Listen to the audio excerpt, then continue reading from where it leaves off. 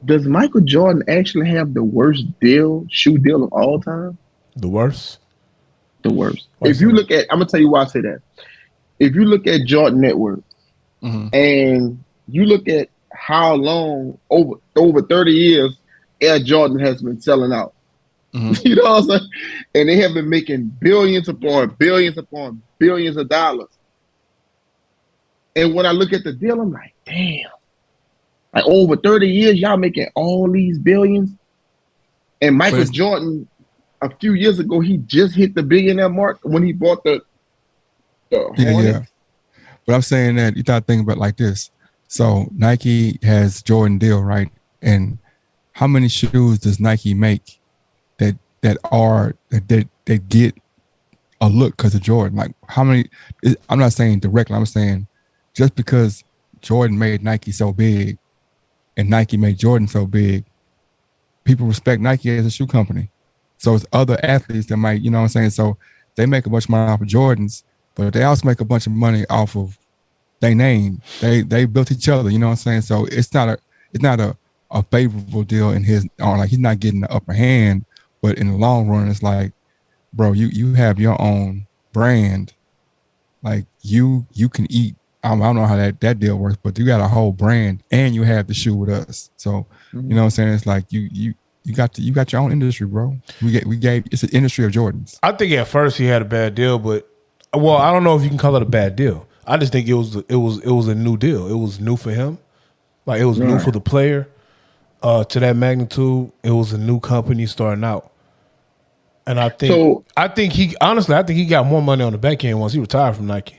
Because I know he ended up getting stock in Jordan as its own brand, and he is Jordan brand, you know what I'm talking about, with Nike. So I think he got his money back on the back end. Yeah, and then it's a lot of the shoes that are sold on the high end aren't those resale. You know what I'm saying? Like that has a higher resale value, which allows them to drive up the sale price because they can say, you know, they knowing if I sell it for $200, it's going to resell at $500. So you know what I'm saying? The higher the resale price goes, the higher I can make my retail. I can be like, oh, this is $400, and people gonna buy it. Let me tell you, I ain't gonna lie, I'm a diehard sneakerhead, bro. I'm gonna tell you what Nike doing. So when you go to these stores now, these Jordans is sitting. So what Nike doing? Nike killing all the resellers by producing more shoes. So they making them more accessible. So I have the sneakers app and all that. Man, we used to be like, soon as 9 o'clock hit the submit button. Like you got to hit it like at the same time, unless you may not get it. Now, dog, you can wait 15, 20, 30 minutes, hour, and the shoe still be sitting. You know what I'm saying? You're like, damn. So they taking the exclusiveness from a lot of stuff because of resellers. Yeah. See, a reseller like, man, look, okay, it's an exclusive shoe. Nike charging $190. I'm gonna buy 7 pair, 8, 9 pair, and I'm gonna sell these shoes for $400. Yeah. And people gonna realize buy them ASAP. You know what I'm saying? So, so Nike caught on to that. It was this lady, I think she was the president, and I think her son had her Nike account. I remember hearing about that. Man, you remember that? About that? Yeah. Bro, did you see the shoes that he had? Yeah, he was making VP of too, bro. Bro, he had like a whole warehouse full of them shits, bro. He had a whole warehouse full of them shits, like, and he was killing them. When he using her corporate card to buy that shit, it's like he had a whole. He was a distributor, bro. He had a whole legit side situation over here. Homie was making millions, and she act like she didn't know. But I feel like she had to know. She probably had to set him up. Right. See, bro. She probably set him up thinking, I'm just. She probably did, but she could also set him up thinking like, oh, this is my son. I'm going to give him access to my stuff so he can look fly. And he was like, shit, I'm going to make other niggas. I'm going to charge people to look this fly. Nah, but she was over distribution. She knew what he was doing, bro. Like, you don't have a whole warehouse, 30,000 of this, 10,000 of this. Nah, bro. Nah, you know what you're doing, what I'm bro. saying, like, when you over distribution, you could tell China, like, hey, look, basically when this Jordan shoe come out, X amount need to be made. she could actually throw a couple hundred on top of that. You know what I'm saying? Yeah. So opposed to making 40,000 shoes, hey, make 40,000 and 400 of them. You know what I'm saying? I'm gonna take these 400, give it to my boy over here. You know what I'm saying? And he gonna put them chicks up. It ain't even that, bro. He was getting shoes like he had the Nike contract. You know how hard it is to like if you got a shoe store and you try and if you got a shoe store and you want to sell the exclusives, bro, you don't just get them shoes first. You got to set up your Nike account and you got to sell the bullshit that don't nobody else want to buy first. And then, after you can sell that shit, that's when you get a bid for the exclusive stuff. Yep. You know what I'm talking about? Man, this boy here just out the gate. You know what I'm saying? But, man, tell us about this project you got coming up, man.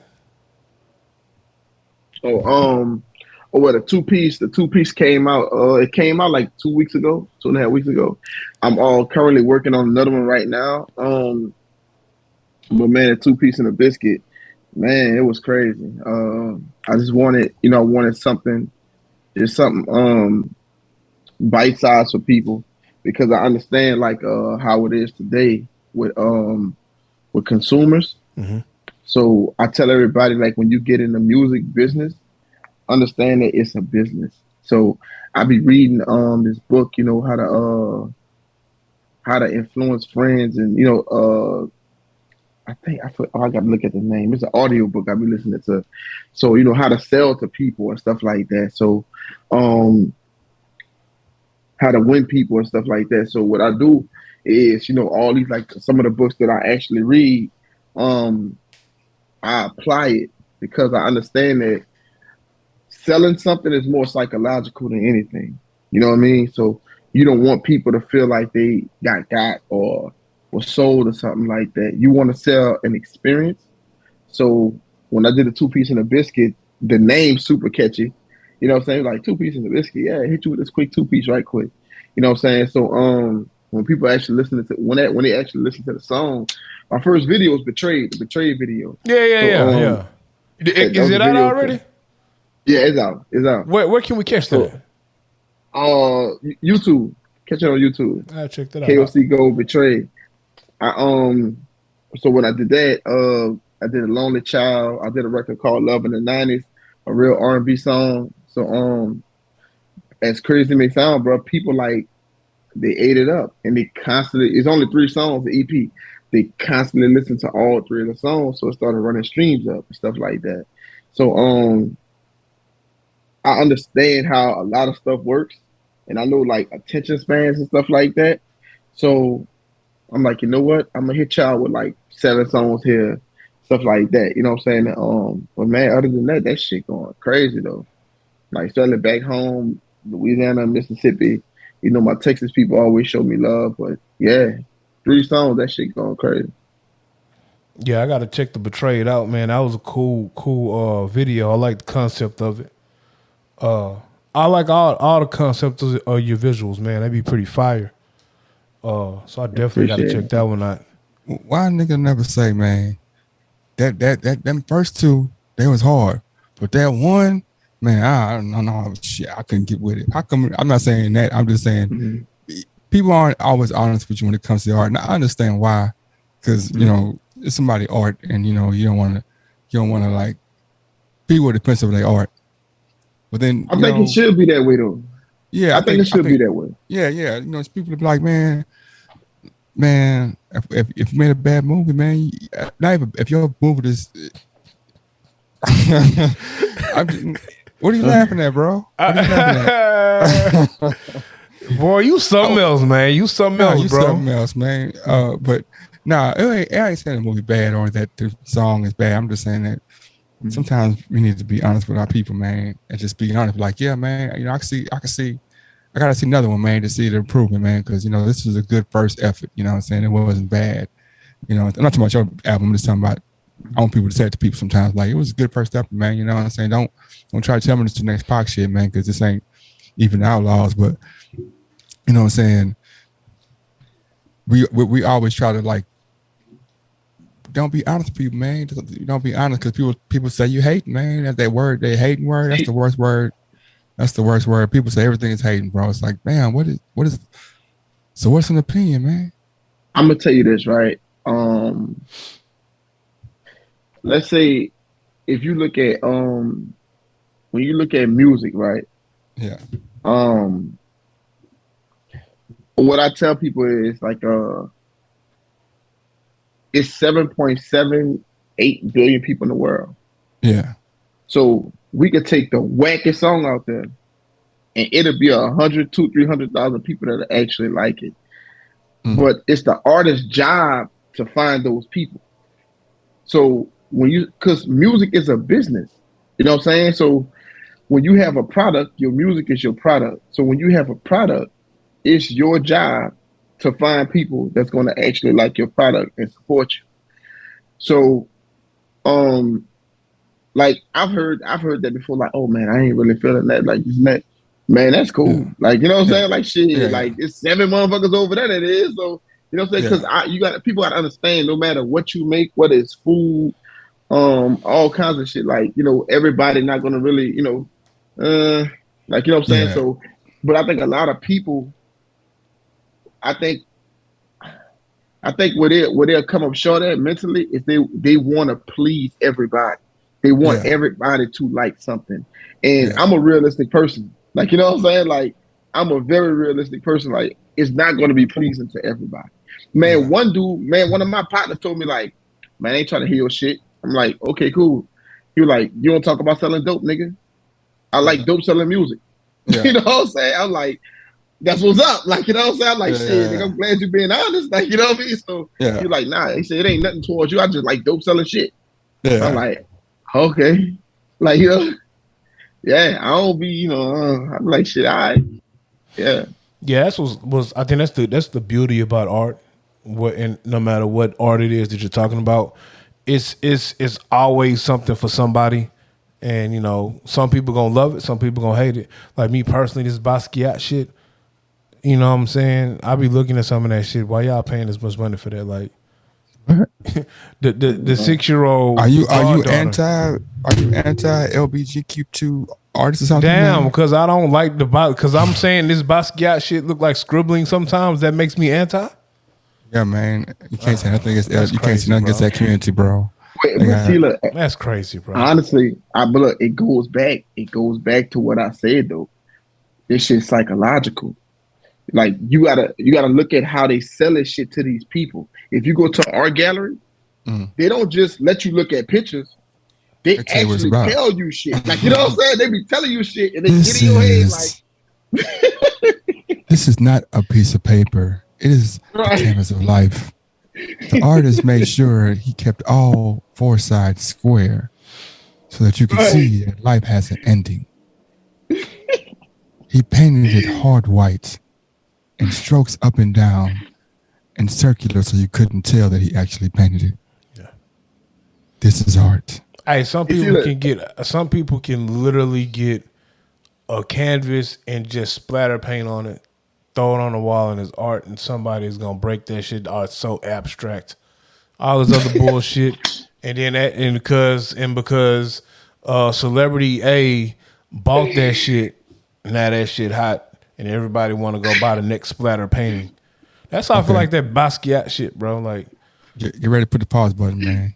That's a fact. Get ready to pause me. I be liking when them niggas be.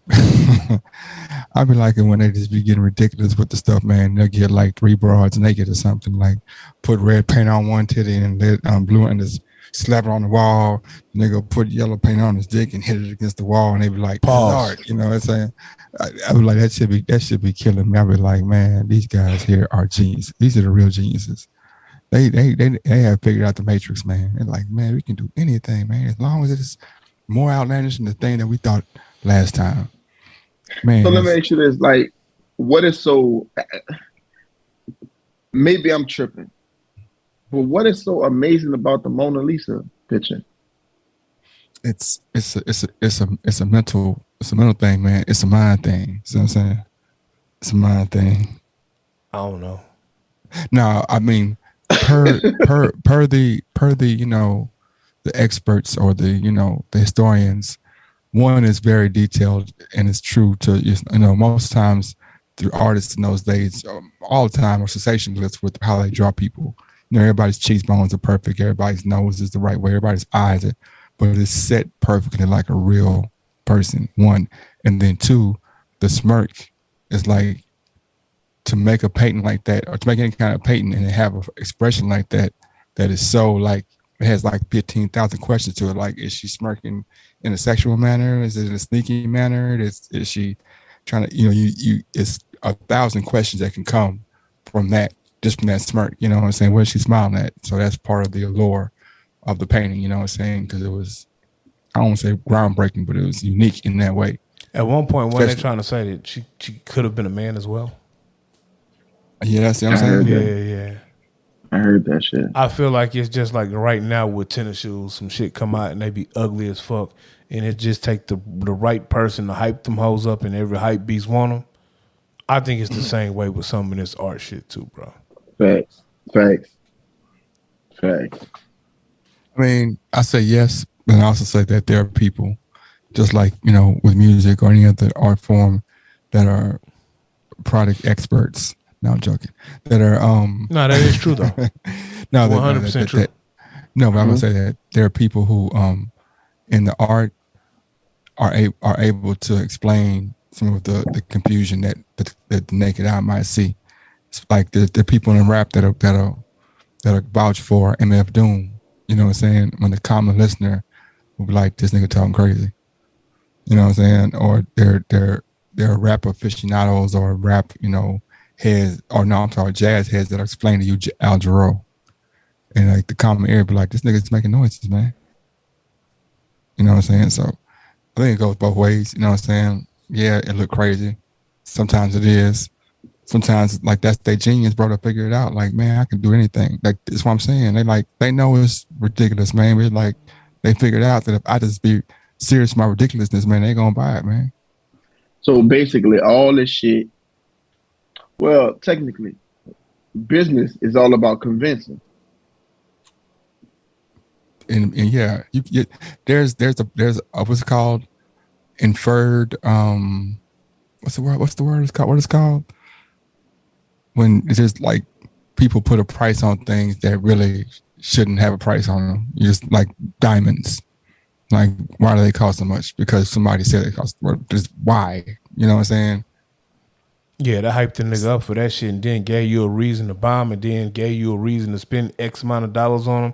Who was the nigga that said that the engagement ring got to be 2 times your monthly income? Wasn't it some bullshit like that? Yeah. Who comes up with this shit, bro? Outside of the niggas trying to sell me the diamonds. I'm gonna be honest with you though. Who really comes up with the wedding rings and shit? Like, oh, I mean, I see no significance in a fucking wedding ring. I'm just being honest with you. It's supposed to show ownership. It's the same thing. Like, if you really ask me, I feel like back in the Gap when they long time ago, because when slaves were slaves. When I say that, I mean I'm not just saying the American slave trade. When there were slaves, and like you wore the ring and it showed ownership of who owned you and some shit like that. Maybe that's where it came from. Oh yeah, sorry guys. This lady just broke her leg in this WNBA game. Broke her leg in half, and it was just dangling there. Ugh. They was crying on court, man. Players, it was like was just hanging on. They act like they ain't seen that before. Sid Vicious, Paul George, I mean, some people they 19 years old. They probably ain't seen that. Not up close. Not their friend. Yeah, that shit happened in the college game a few years ago, right? Yeah, because when James Harden did that bitch ass shit to Paul George and he broke his leg, bro. You said Paul George tried to block James Harden's shot and James Harden wiped him off like a G, and that boy's so frail he broke his leg. No, I'm saying when James Harden was being too serious in the Olympic or USA basketball training situation, and Paul George broke his leg, bro, because James Harden was being a bitch. Now that motherfucker have, huh? Which one was worse? This young lady right now when Sid Vicious jumped off the top rope. You know what, bro? Watching Sid Vicious jump off the top rope and break his leg within the boot and just lay on the canvas holding his leg in his hand like this with his, half of it doing this shit. That stopped me from ever attempting top rope wrestling moves as a kid, bro. Why that's a horrific scene to have to go through as a young person. You got to sit there and watch your hero. There's some kid who Sid Vicious was my hero, but go ahead though. No. But some kid's dad paid their had saved up for 2 weeks to take his son to see his hero Sid Vicious there in the middle of Georgia. They live way back in the county somewhere, probably Macon County, on the backside of Macon County, and they saved up all their money to go to see Sid Vicious, and he's only 8 years old. He loves wrestling. He wants to be a wrestler. He dressed up like Sid Vicious. He had the little white Jerry curl with the hanging mullet. He had the little tight purple shiny breeches. He had, he had taped some of his dad's beard hair to his chest so he can have chest hair. And then in the end of the match, the Vicious goes to finish his dude off. And now he shatters his leg, and your son is watching his idol holding his leg in his hand, dangling like a limp penis. You think that's what he wanted to see when he came? You think that's what you think that child's not traumatized for life? That child right now is probably cross-dressing or something. He don't do anything. Damn. He don't do nothing, man. He's like, nah, that's what being a man is, Daddy. I'm good. You know what, bro? You be talking about me saying I'm toxic. I think it's you. I really think it's you. Let me tell you something, bro. This dude is the worst shit ever. He be saying the worst of shit, man, bro. This dude. Daddy, if that's being a man, he be saying the worst shit, bro, ever. And then, you'll say something. He'd be like, you toxic. And then you'll be like, bro, you just said X, Y, and Z. And then he'd be like, we record this, right? Bro, this is a real life talk. I'm telling you some real life. See, y'all know this is a real life situation. That little boy saw that leg break, looked at his daddy. His daddy was crying. He was, no, Sid, no. And he looked at his daddy, looked at that man dangling leg, and thought to himself, if this is what being a man is, I don't want no parts of it. Well, I definitely didn't want any parts of trying to act like I was jumping off the top rope. And it fucked me up as a kid. Because what I'm talking about? Who was the nigga? It wasn't Coco Beware. The flying Samoan Hawaiian looking nigga with the Jimmy Snuka. Yeah, super fly Jimmy Snuka. I used to want to do that shit, and then the 5-star frog splash. I'm like, I'm doing all that shit. Nah, Sid Vicious came down and broke his leg. I was like, I'm done. I think Owen Hart did it for me. Oh, when he fell and died up the thing? See, I ain't see Owen Hart fall and die. I ain't seen that, but I saw the, they had the pictures and stuff. Back then, they had to do still pictures. Yeah, that shit was crazy. So he was coming in on a cable, and the cable broke, right? Yeah. And they just pulled him off the mat and continued the show, huh? Yep. So I remember I was at the WWE event or WWF at the time when that boy Chris Benoit murdered his family, bro. He was supposed to be at that event that night. When Chris Benoit murdered his family, he was supposed to be there that night because Batista had to wrestle in his place. And they announced that shit like, Chris Benoit is dead. And everybody was all sad and shit. And then the next day you found out that nigga murdered his family. Murdered his family. Mm-hmm. But it's a whole conspiracy around that too, though. Jimmy Snuka apparently was accused of murdering his first wife. Yeah. He was the only suspect that didn't press charges, but the family knew he did it. They knew he did it. Well, what'd she do, though? Man, see what I'm saying about toxic stuff, man? No, that is toxic. But I be wondering that shit. Sometimes I really be wondering when you like find out like someone did some heinous shit to somebody. Yeah, I know it. I know some people are so sick minded where nothing has to happen. They just that sick. Yeah. But sometimes, like when you hear the shit, and you like, damn, that was a lot, man. What that motherfucker do? Like I be wanting to know sometimes. Like I wish I could sit down with a killer sometimes and be like, hey, bro. Like that one though, just in the heat of the moment. That was personal. What that nigga do to you? Man, let me tell you, like with that shit, like growing up in New Orleans, um, New Orleans so weird, bro, because killers walk the street and killers get praised like athletes. You know what I'm saying? Um, it's so crazy because our laws allow for a lot of killers to walk the streets.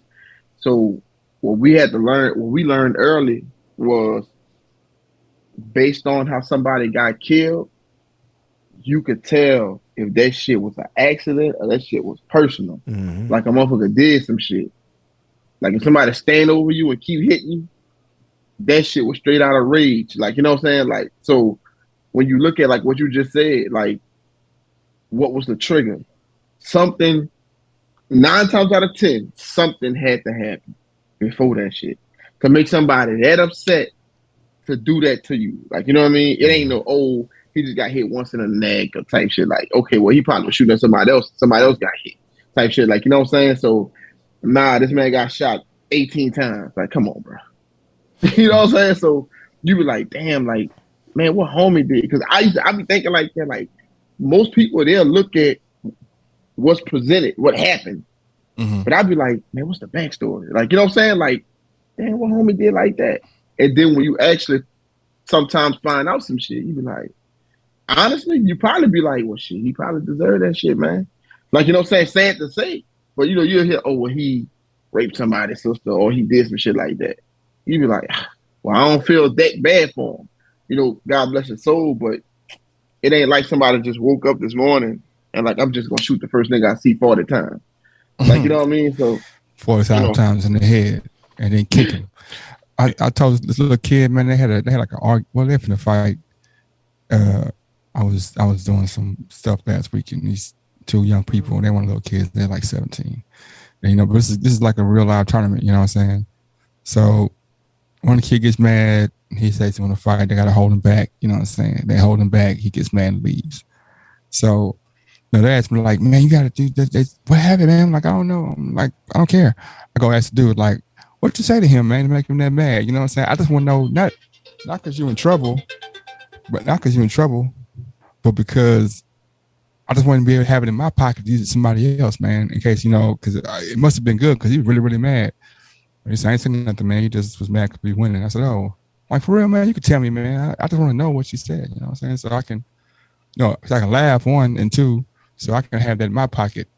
If I want to get some off that game, I can just be like, man, Mother wears snow boots. And it's, what? My mama do.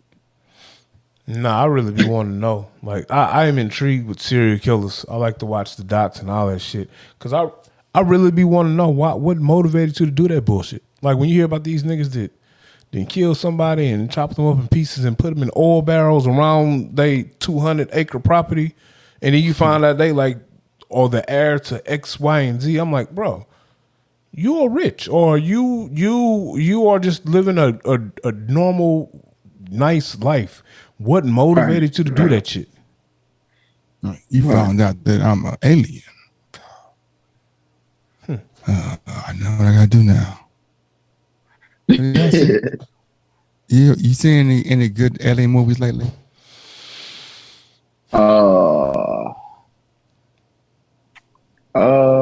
Nah, I think the last actually, you know what? I have probably about a month ago though. One of my favorite alien movies is and they have like this big ass subliminal message in it. Yeah. It's called They Live with Rowdy Piper. Yeah. It's called who? They Live with Rowdy Piper. Yeah. Whoa. Like Piper's Corner, Rowdy Piper.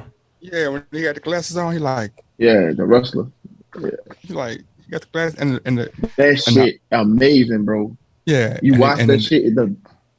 Bro, I didn't know that was a thing. The old black, the old man black dude. Yeah. They were fighting in that alley. Hey, ain't gonna lie, that was like the longest fight I ever seen in a fucking movie. Right. Piper fighting the guy that talks like this. The black guy. Whoa, he's always mad. Talks like this. What's his name, bro? I look him up, man. The black guy, he and Wait, everything, is that your man. boy? Is that your boy that play on ATL? Is that the same dude? Old girl, Lauren London Daddy? Hold on, let me Mr. see. Gwinnett or something like that? Mr. Garnett or whatever his name is? Hold Oh, on, that hold nigga. on. It was that nigga. What's his name, man? His name is Keith David, man. The dude who be singing on the what you call the show.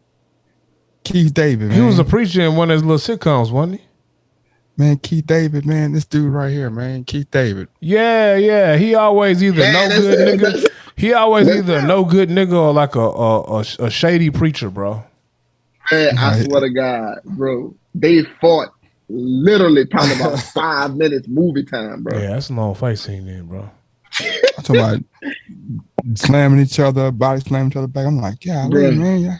Just when you thought it was over. Huh? Yeah, we know he a wrestler. We know, we get it. See, man. when He it a comes wrestler. to alien movies, I really don't watch too many alien movies. I like to watch docs about aliens or like ancient aliens and shit like that, and I take a deep dive in the what's outside the fucking ice wall, if that's a real thing, and these super continents that we don't know about. I'm gonna be Hold on, honest, right? you know about the alien people, and you know about the lizard people. You know about they live. Say it one more time. Look, that's what I'm saying. Like, bro, like honestly, you may want to give this movie a watch, bro. So they because, live as the lizard niggas. No, that's Oh. it. That's them. I mean, that's So, V. That's V. That's V. V So is it's the like one this, that right? They have these certain glasses. They have a certain group of people that actually discovered these alien people on Earth. Right. And basically, Earth is being infiltrated. You know what I'm Okay. saying? So, but you only can see them when you put these sunshades on. So some of them work for the police, and they be having like signs on the billboard saying, "Hey, watch more TV." I never that. never seen them. I've never seen the movie, but I've seen clips of this movie when people was trying to enlighten, like the extra woke niggas that want to tell you to Right. open your third eye. Okay, Right. all right, I know what you're talking about now. I ain't never watched So it. this is what I believe, though. This is what I believe. When you look at pyramids, right? We know that pyramids was very important to the person that wanted them built. If you look at how they was built, if you look at all the manpower, people was dying, all that shit. Like, you know what I'm saying? These big ass blocks bigger than your house. You don't even know how they move that shit in the sand. You know what I'm saying? So you be like, dog, like, how the hell you move that in sand, bro? Like, that's hard as shit, right? So what it is when you look at hieroglyphics, this is what I feel. I feel like, why would somebody allow you to draw some shit that makes no sense on something that's so important?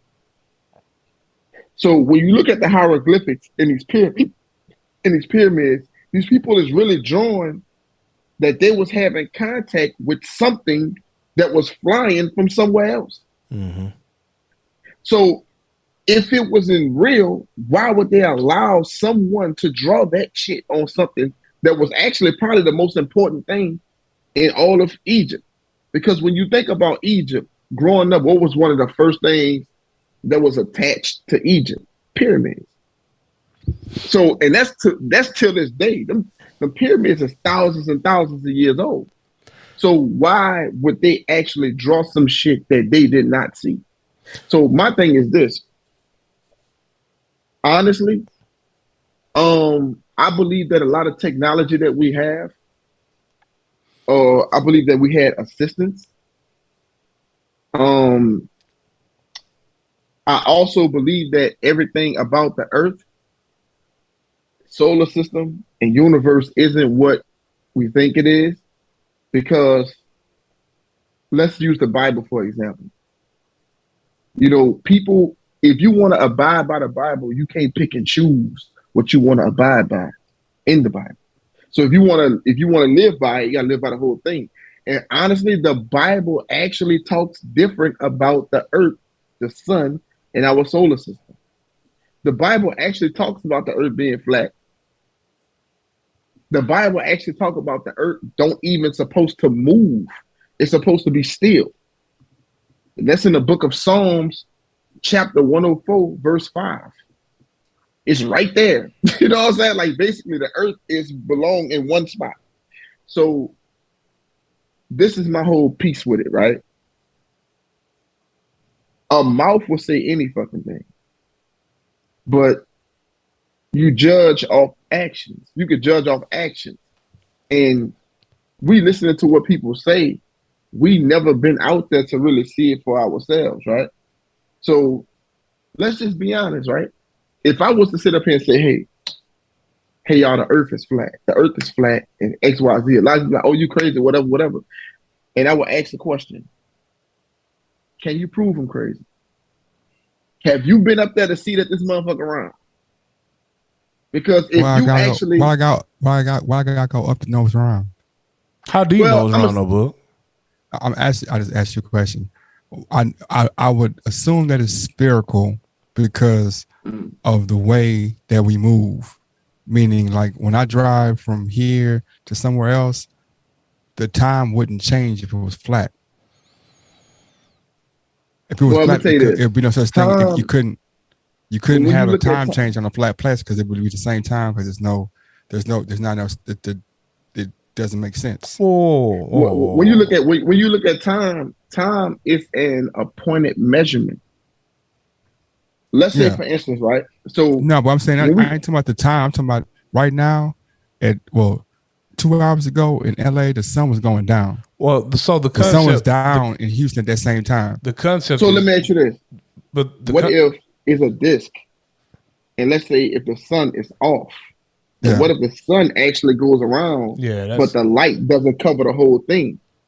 You see what I'm saying? What if the light only covers a certain part of the earth, and the sun go around, and bam, it only hit certain parts, right? So this is my thing. I think that but I'm saying. And when it's light on one, like you can, it's 2022. If it's dark in Houston, I can go on the map and go spherically around the other side to China, and it's light over there. So if you're saying that it was flat, that'd have to be two different light sources, right? Because I know for a fact that it's dark over there, and if it's flat, you know what? I'm gonna tell you this. This is what I told somebody, and I'm glad you said that.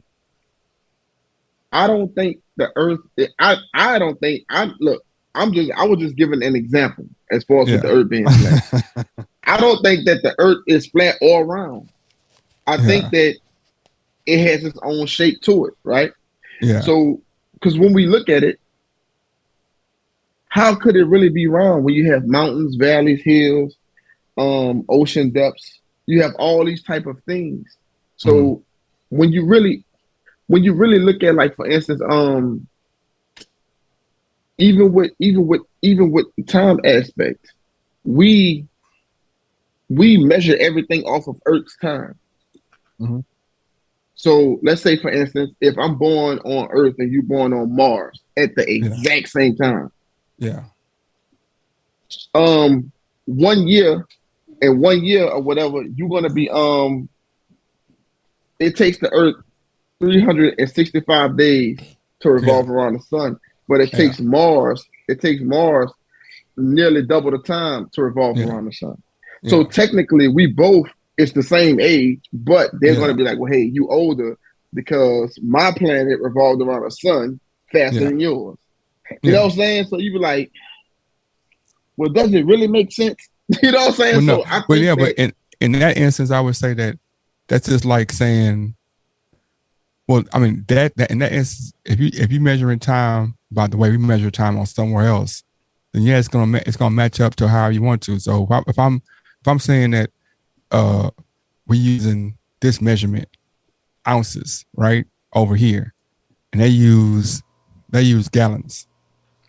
So when I get 24, if I get 2,000 ounces, and they got the same thing in gallons. They're gonna make it work to how they figure. You know what I'm saying?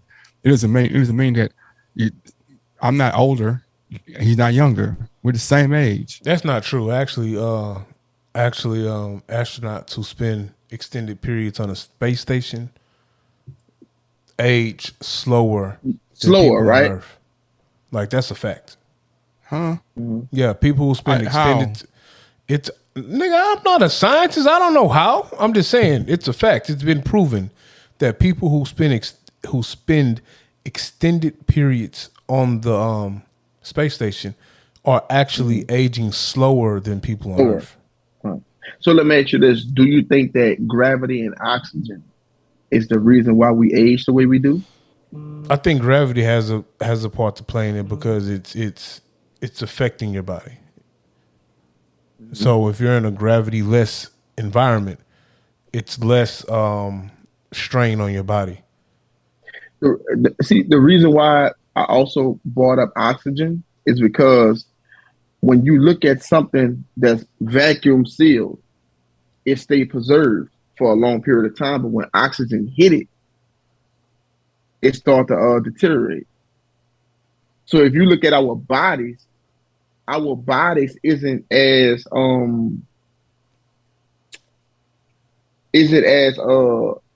I don't want to say the word pure, but let's just say the word pure.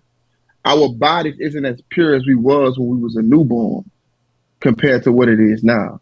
Because things go wrong over time for whatever reason, you know what I'm saying? Stuff like that.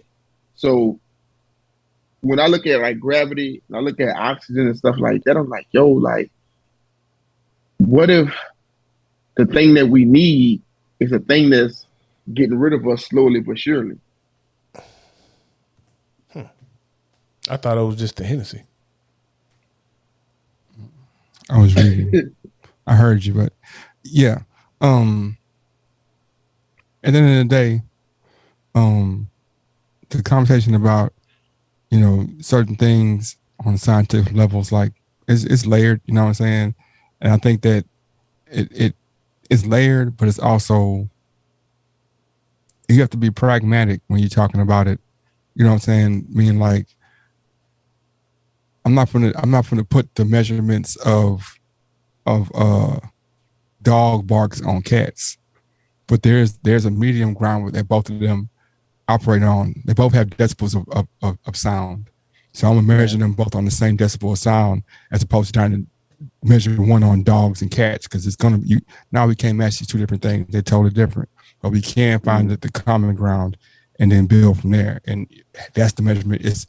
It's not as accurate, of course, but it's accurate in the commonality. So that's what makes it accurate. Whether it be time, it's accurate in the commonality. So the thing that's in common out of both of them, we measure that thing, a loudness of the bark versus the loudness of the or the pitch, the high pitchness of the bark compared to the pitch of that's the commonality. They both have pitch. They both have a scientific measure of pitch and sound. So we would measure that commonality, and that would be a measuring point that we could use. We couldn't measure is the bark bigger than the meow, because those two different things. But you can't. But you find it's all sound. You found the commonality in the sound. If I do flat the two different things, then it's going to always be, because you measure the measurements of a meow or this, and the measurements of a bark or this. They have different elements that make them happen. But when you find the two things that happen, like you said, the sound is the two things that have in common. They both sound. So we measure the sounds, and that's how we measure it. Okay. So speaking of this planet, do y'all believe that the Earth is collapsing? And do y'all believe that that's the reason why? That could be a reason why they're trying to make this grand push to find other places.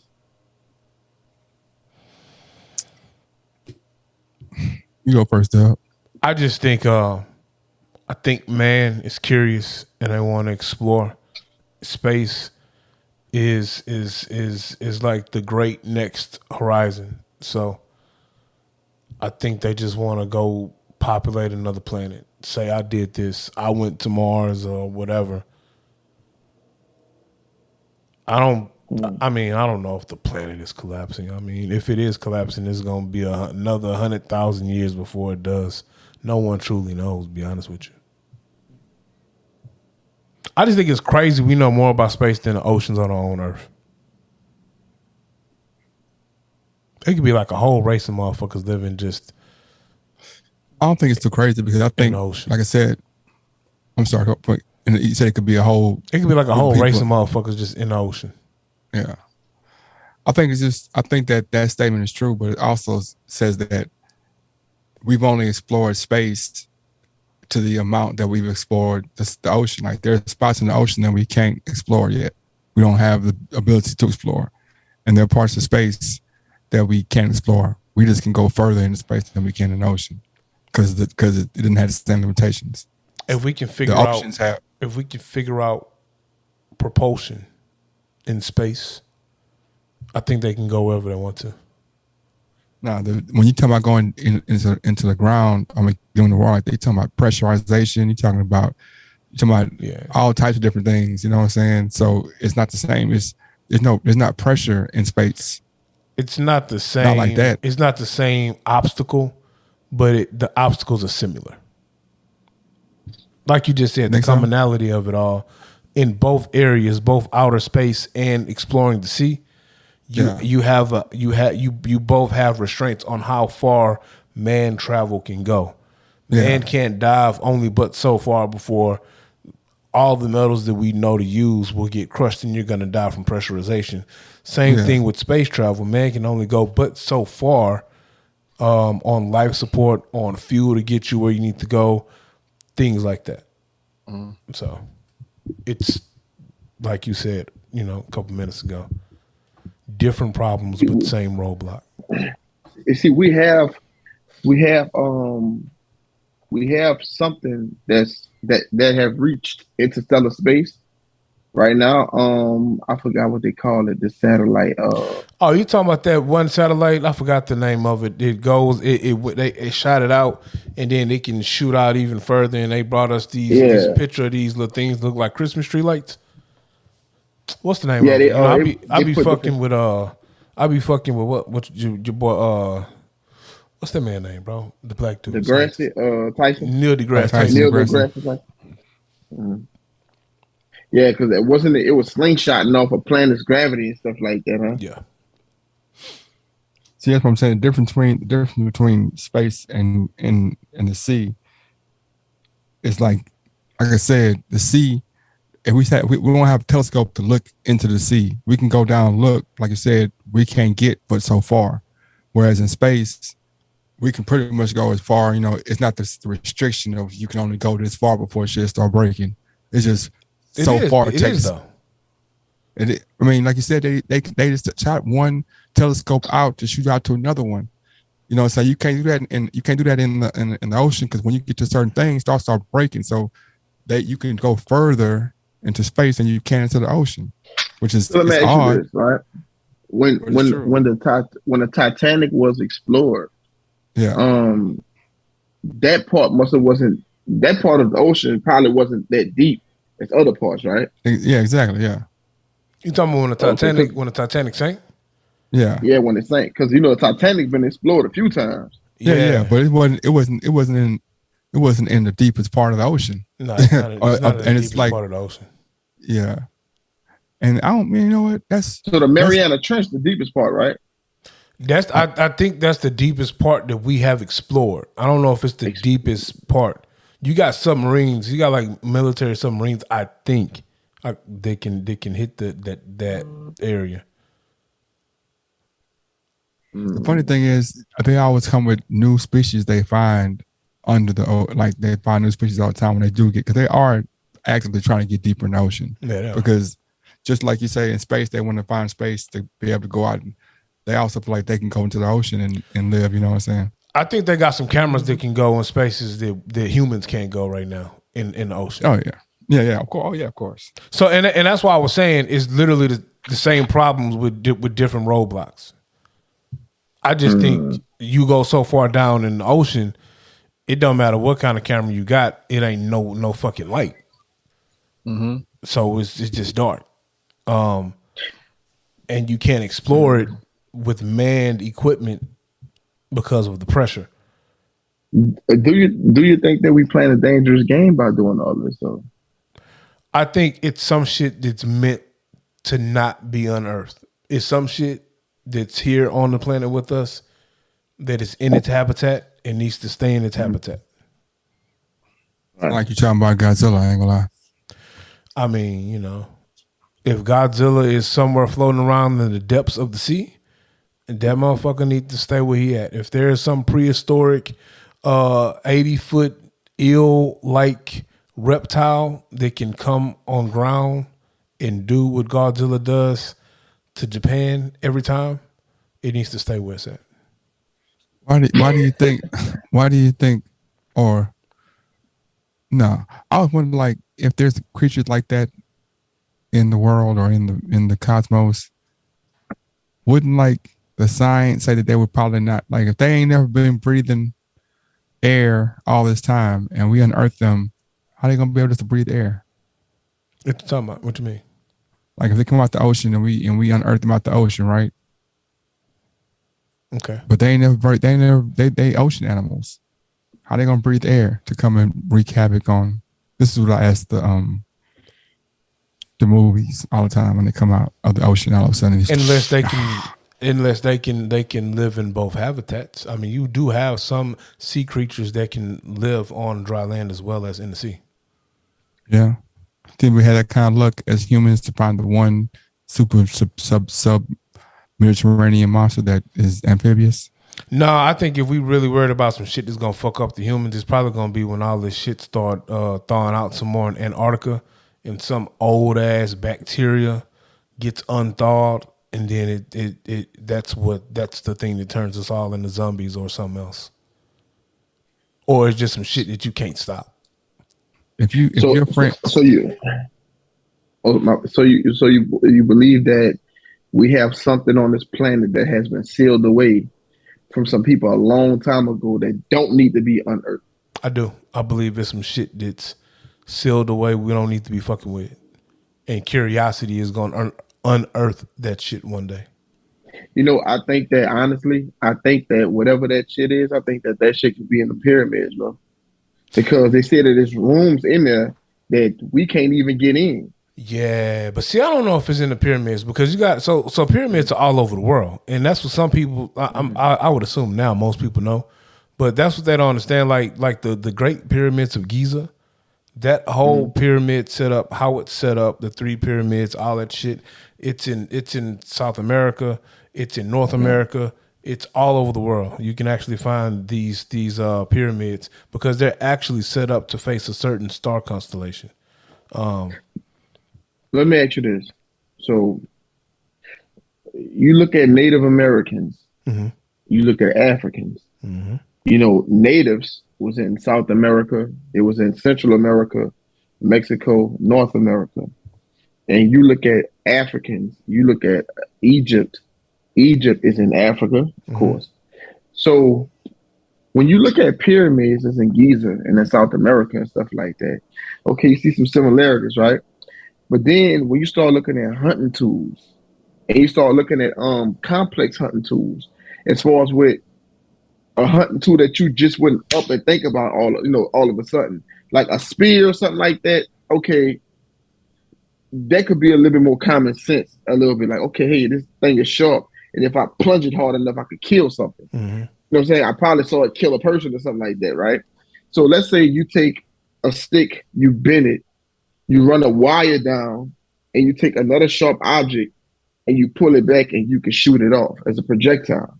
That's not that easy to, you know what I'm saying? Like, you know, you look at Africa and you look at the America, you look at the natives, they use that same tool.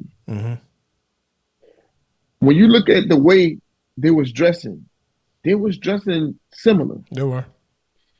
You look at them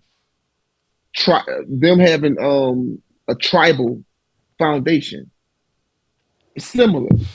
Pyramids, similar.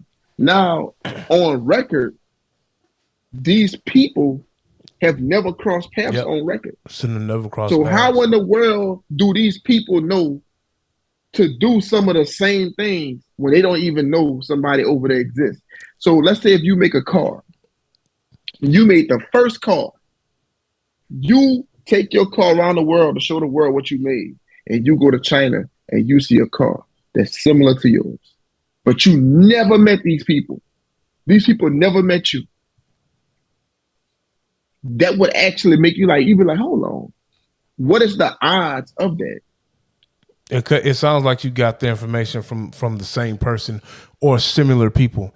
And you also can look at the fact that a lot of the deities were very similar in who they prayed to, far as the sun gods and all of that. Like you got your native or your Aztecs or whatever, they prayed to a sun god, which is similar to the sun god that the Egyptians prayed to, which is similar that of other deities that other civilizations worshipped and prayed to.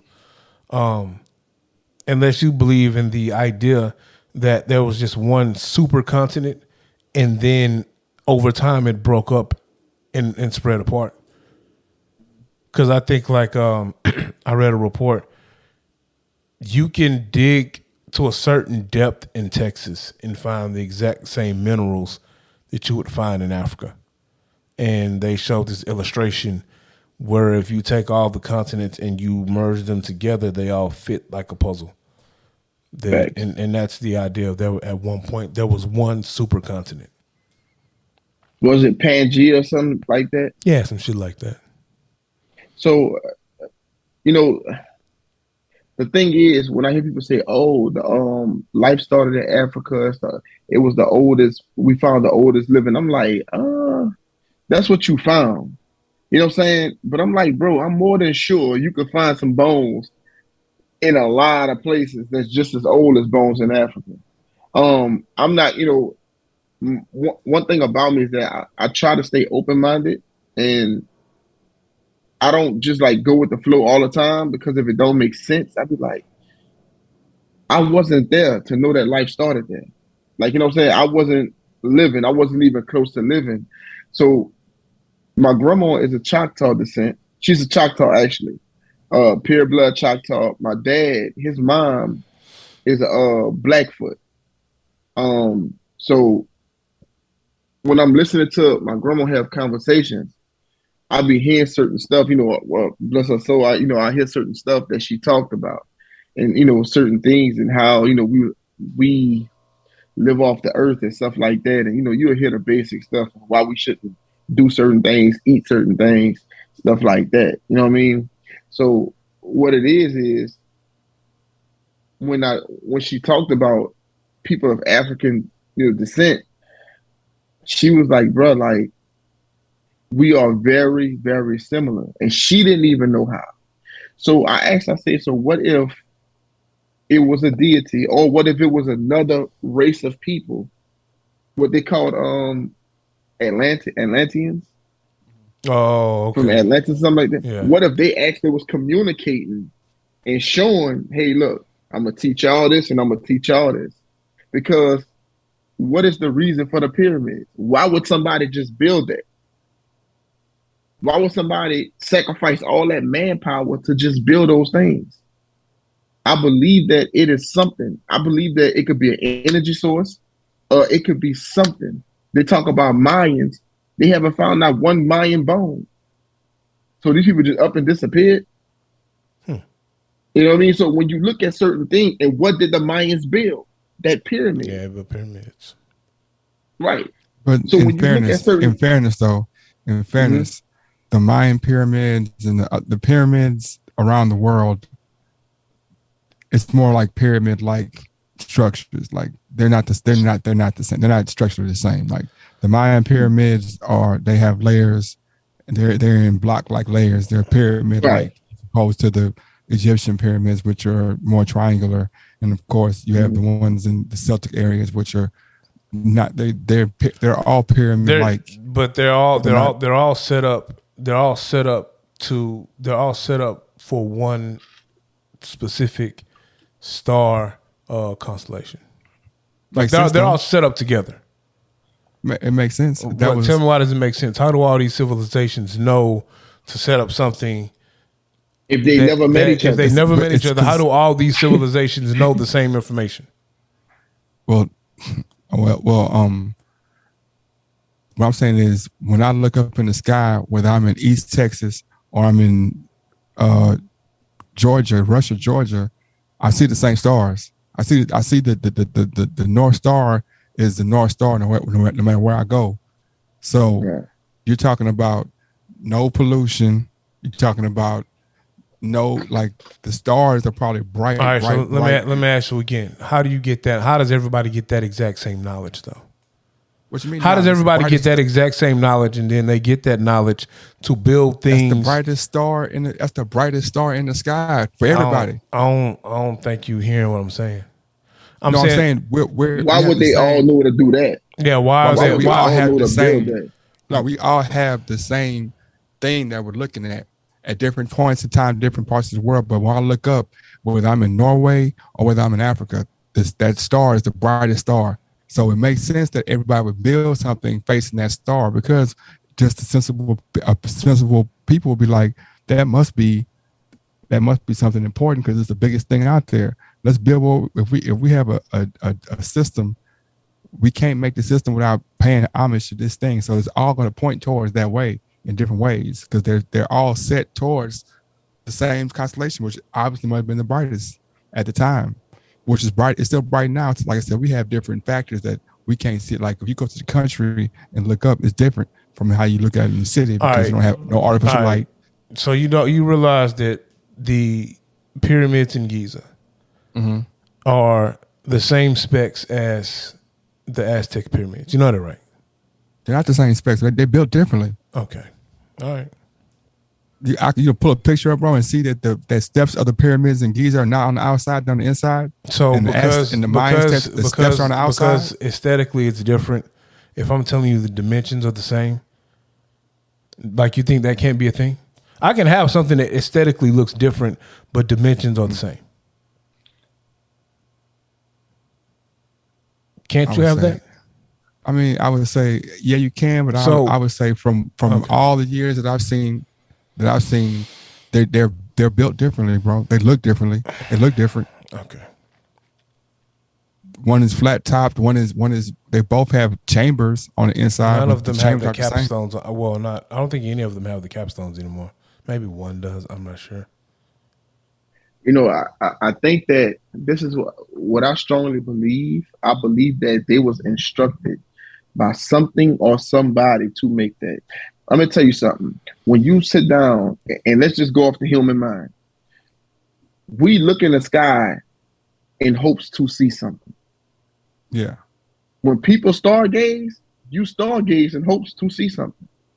So think about it. If it's nothing out there but just stars that we see, what is the purpose of even just really look like? What is so fascinating about looking up there? So I've once heard that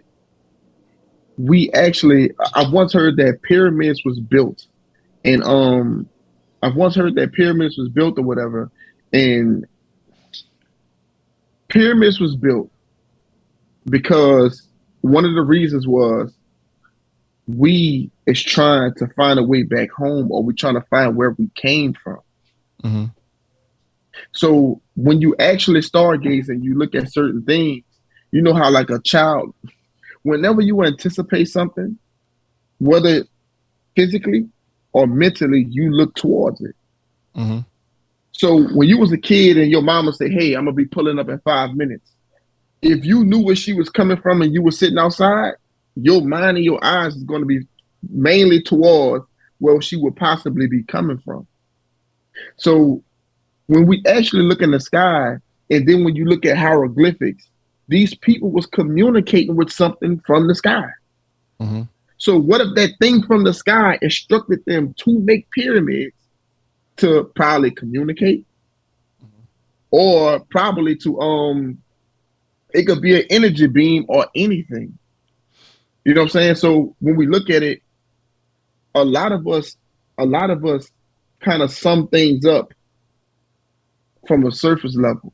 But when you get down to it, a lot of these rooms in this pyramid, these chambers, have not been discovered. If you look at King Tut body or whatever, it was a curse actually on his tomb. Whoever opened this, your ass is grass. And everybody that was a part of that discovery wound up dying mysteriously. So when you look at all these mysteries around these things that actually came to pass, I believe that these pyramids is more than what we think they are. Because at the end of the day, why would you put hundreds of thousands of blocks, line them up perfectly with these stars for what? Do you know a lot of these pharaohs didn't even live to see that shit completed? Of course, again, it took years. It took years to make. I mean, So think about it. So we're gonna take years to build. Let's say, look, we're gonna go downtown Houston. We're gonna buy some land. We're just gonna build a building, and we're not gonna put nothing in there. yeah, we're gonna put We're something just in gonna there. build a building. Yeah, You know, it's a purpose. You know what I'm saying? right? It has a purpose. Well, that's the Mona Lisa all over again, like you said, like I was saying earlier. The mystery, the simplicity of what it is, like simply put, like you're saying, we don't know what it is. All we can do is guess what it was. We have no. We can. Your guess is as good as mine. Can I ask you this question? And I'm glad you said that. Let me ask you this question. Yeah. We have stories that we heard that's hundreds of years old. Mm-hmm. We have stories that we heard is thousands of years old. Mm-hmm. How come nobody knows how to build that shit, bro? What happened? Think about this. What happened to all the knowledge from the pyramids in Giza, and what happened to the Mayans, where it was from? Yeah. We don't know how they built that shit because we can't even discover our body. So what happened to these specific people? These specific people just vanished. I wouldn't say that. I'd say the knowledge, there's an element of it that it could have been, what's the word? Usurped. As far as like when an example of what they did with knowledge, Europeans did when Napoleon came through with the Sphinx. He shot all the faces off of them because they had black noses, right? Right. That's Napoleon. He wasn't unique in that manner. That's not a unique thing to do when it comes to warfare.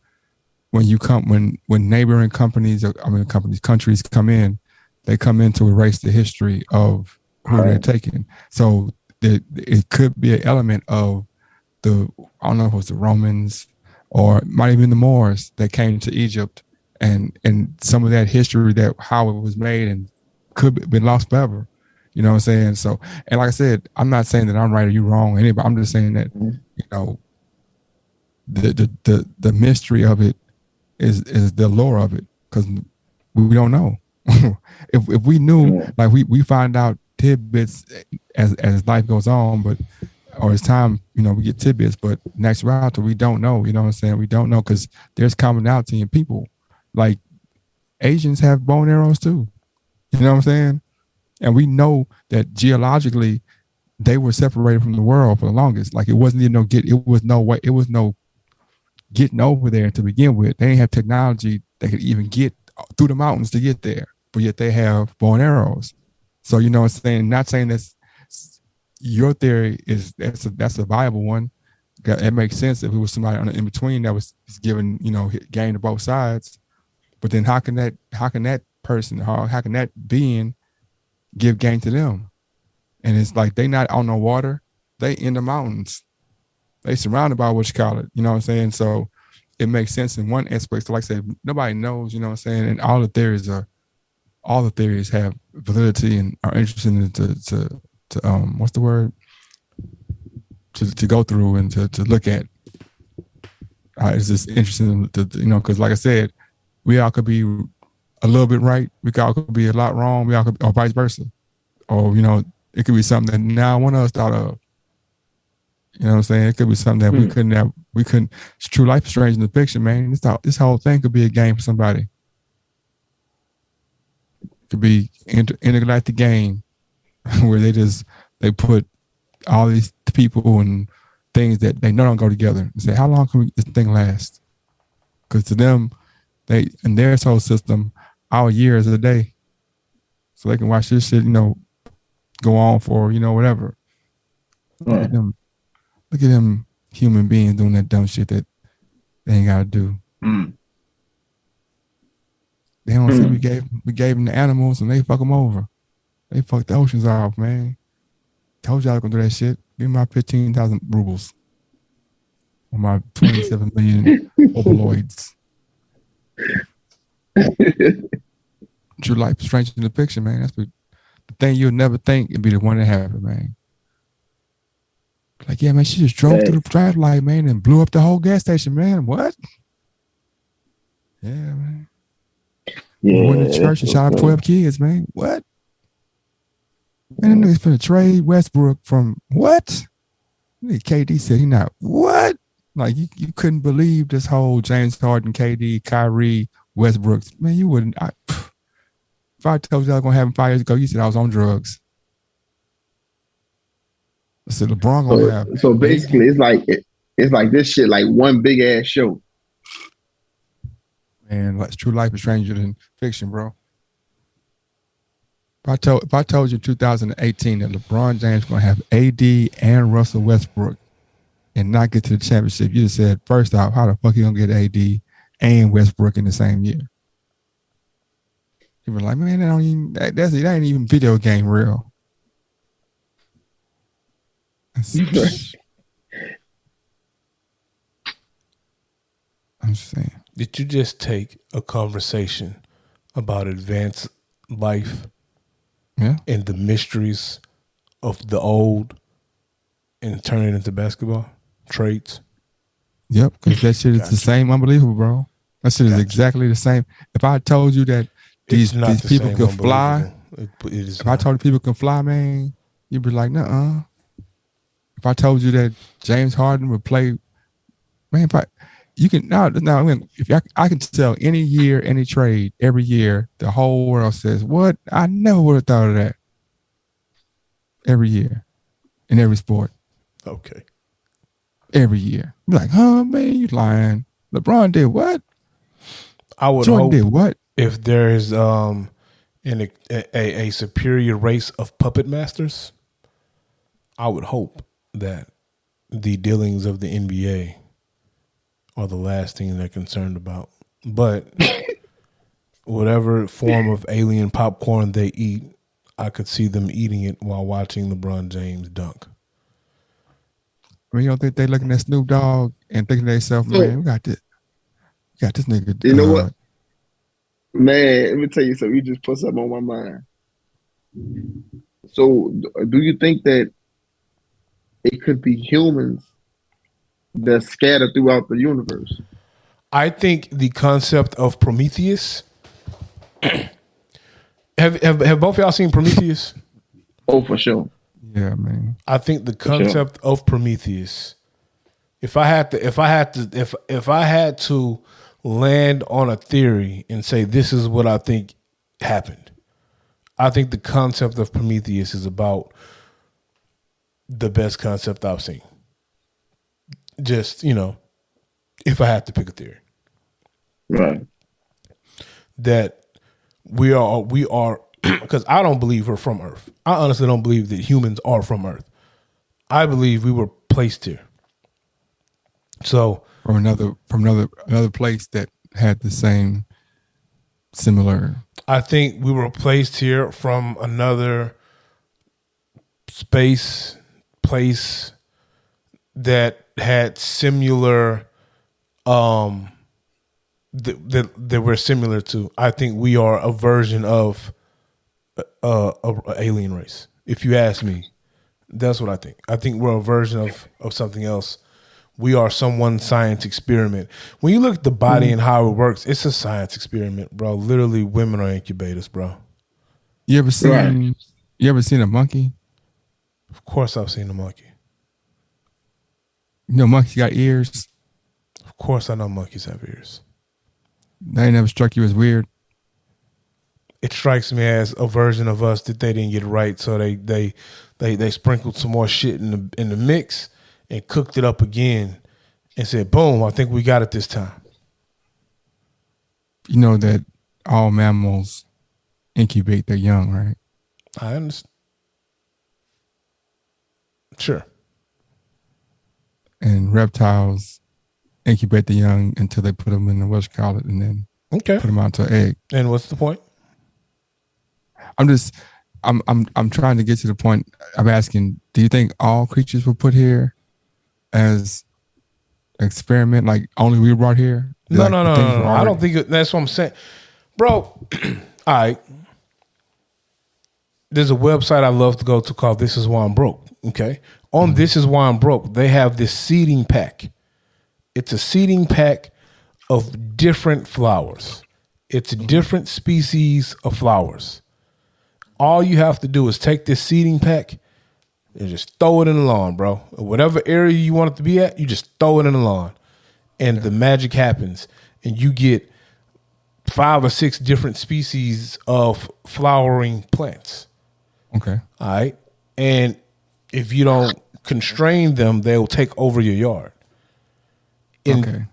In my theory, this race of whatever, that's what they did when they came to Earth. They literally had like this bio seeding bag, and one alien said to the other alien, "I think we got it right this time," and threw it out. And a multitude of species of things blossomed, and that's how you get us. So okay.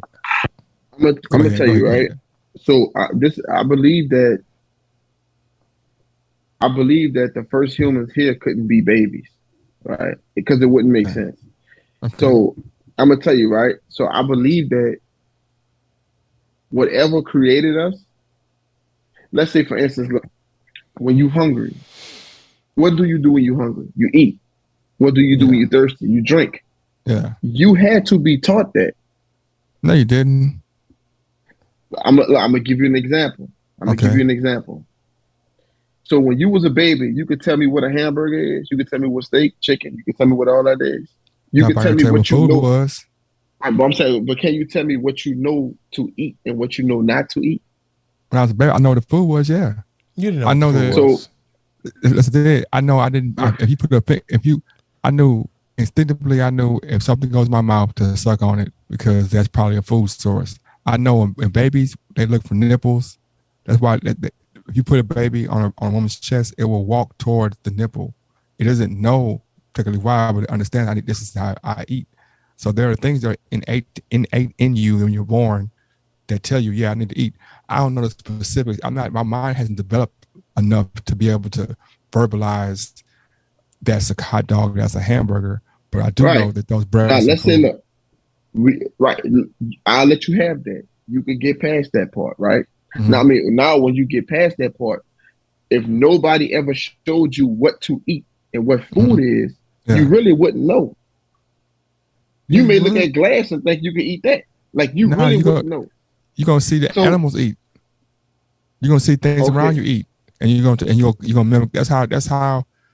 Before when we were Cro-Magnon man, or even other like monkeys. You take a baby monkey. Isn't that a form of being taught what to eat though? Because you're learning by example. So you're seeing. So look, you're seeing it. So if you had nobody to show you anything, that's what I'm saying. If you're the first person here, who fed you if you was a baby? No one. If you was that's assuming that we came here as a whole. So now, look, this is what I'm saying. I believe that what I'm getting at is, I believe that however we got here, I believe that it was a superior being or beings that actually showed us how to live and survive. Because you have to learn how to survive in some kind of way. So like I don't think they showed different people different ways. They showed different people different ways. Like I think they showed us the basics on how to survive. Hey, look, when you're hungry, you do this. When you're thirsty, you do that. This is what you cut. This is shitting. This is pissing. This is whatever. Just the basic human shit. That's what I believe, right? Because I believe that when we was babies, we had to be taught. You know what I'm saying? We had to be taught. So if you take a 1-year-old child and throw that child in the wilderness right now, that child would be dead.